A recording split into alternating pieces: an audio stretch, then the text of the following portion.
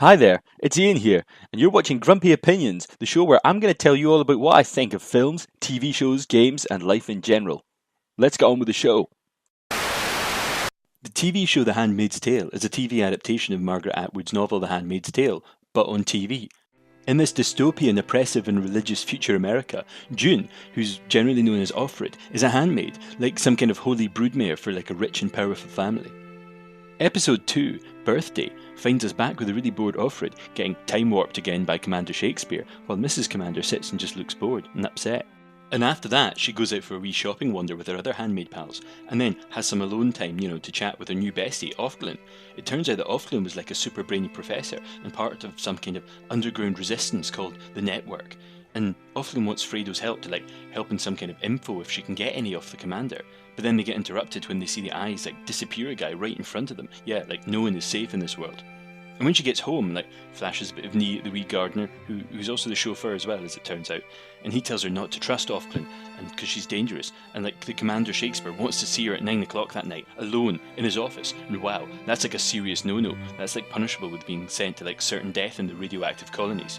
But before any of that can happen, she has to get on the special red baby bus with her pals, because, it's an important day, because someone's having a baby, someone with a richer, nicer house than the commander. And of course, despite the fact that all the wives are doing Le Mans on the floor and stuff with the mistress of that house, who obviously isn't pregnant, upstairs, it's crazy pirate Jenny, and she's about to pop her sprog out, and she's having real labour, but the wives are having a fake labour downstairs, and it's quite a long process. And in the middle of it, Offred has time to bump into her own mistress, who's hanging out and helping and everything like that, and they offer her a macaroon biscuit, which she takes, like a little kid, and she promptly spits out as soon as she's safely in the bathroom. Then finally, it's time for Pirate Jenny to pop, and they put her in a chair so the mistress can sit behind her and go through the birth as well. And soon as she's had the wee bairn, it's given to the mistress to name it, and Jenny can only look on in pained and exhausted sadness. But she does at least get to nurse it later, since the baby still need milk, and all she can do is whisper to it then and try and mother it in that way. And all of this brings back strong memories in Offred, because she obviously had her daughter Hannah, and we get to see all the praying crowds and empty baby cots, because things are pretty much a hair away from children of men territory. No babies are born and everything's horrible. But then after she was born, a crazy lady kills the nurse and tries to steal wee baby Hannah. And on the way back, everyone's kind of sleepy on the wee red bus, so Offglin gives Fredo some advice about meeting the commander, and that she couldn't get any info about it because she was snooping the situation, but it didn't pan out. So when Offred finally does meet him, it's all secret and strange, and she goes into his office, and it's a library full of books, and then it turns out for what he really wants for her is some really hot and heavy games of Scrabble. Oh, okay, well, he is Shakespeare, I suppose, he needs his letters and his words and stuff. Anyway, she has a lot of fun, it seems like a good time, and afterwards she sneaks back upstairs, and she's all wow, that wasn't what I expected, life's actually quite good, until she gets to the gate the next morning to go to the shops. And Offglin's nowhere to be seen, only another handmaid who said that now she is Offglin. What happened to Offglin? Oh no. So what did I think? Well, I really enjoyed this week's episode. It took absolutely everything we learned in the previous episode and it built on top of it. I love that we were shown one specific thing in focus, which was this kind of birth ceremony. So we know that what everything's building up to at the end of when the handmaid gets pregnant and everything, and we know that that's going to tie into the same ritualism as the weird time warp sex thing that goes on, how everything's ritualized and has been made to make it feel like the mistresses are really a part of what's going on, and how the handmaids really are basically, they're just a tool, they're not even really a person. And I love how the mistresses were getting walked through the stages of pregnancy and then had to sit in the chair so that they feel total ownership of the baby. Afterwards, how Pirate Jenny was basically cast aside. I'm also really keen to see what happens to Pirate Jenny once the baby's a bit older. Does she go off to another house? Does she get a couple of months off on holiday? Or does she stay there and become a babysitter or something like that? Or is she going to make more babies? What is the process? Because they haven't really made any of that clear.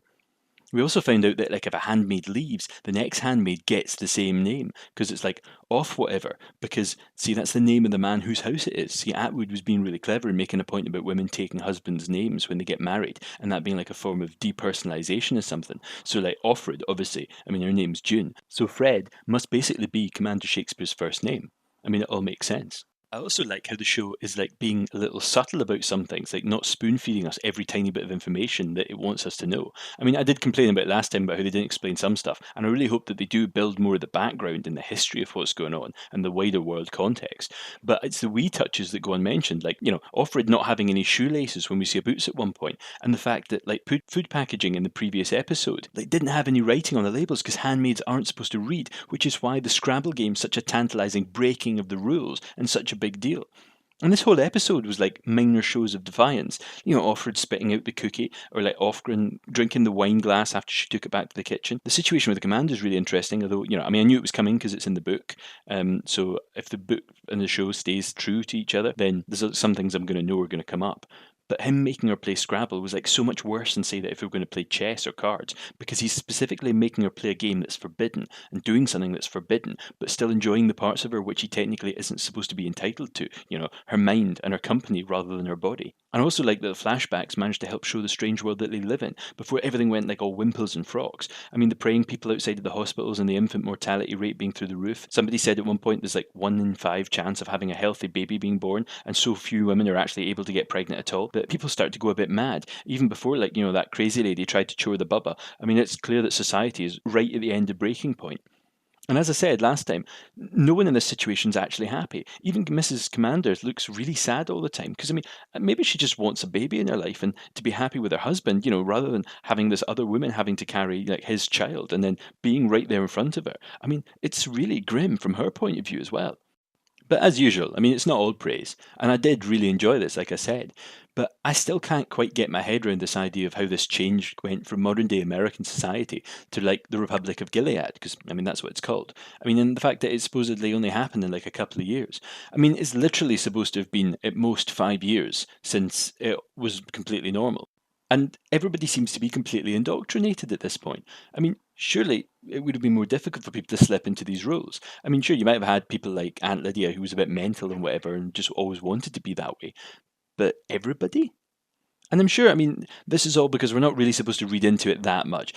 Obviously, when you go back to the original book, you could draw like direct parallels between Nazi Germany and specifically the Iranian Revolution of 1979. So, I've read history stuff and I can do a Google as well as anybody. So, I can see that, yes, stuff can change and fast. And in 1985, it probably felt really likely. But this show's being made in like 2017 America, and it just seems unthinkable to me, even under the current administration, that things like this could come to pass. And while I appreciate, like world building and the show is doing, it's doing it kind of a bit slowly. I'd really like them to make it make sense that this one aspect of how society changes, because that's the one big sticking point for me. Even if things are as bad and sort of as, I keep saying, children of men-ish as they are. Also, just straight down to basic plotting, Offglen, what were you thinking, love? Honestly, mouthing off on the bus full of supposedly sleeping handmaids about being gay and stuff. Honestly, are you sure they're sleeping? Is that the best place in the world to have that conversation? A bus full of people with a driver, presumably? I'm not surprised you got caught. I'm assuming she has been caught. Otherwise, other than that, I really could do with like Commander Shakespeare buying some better light bulbs, because his house is so dark. It's a mess. Seriously, fix it. And that dark green, it's just not that nice. Honestly, do something about your house. I don't like it. But no, seriously, I'm really enjoying the show and I hope it just gets better and better. So till next time, I've been Ian, and those have been my grumpy opinions.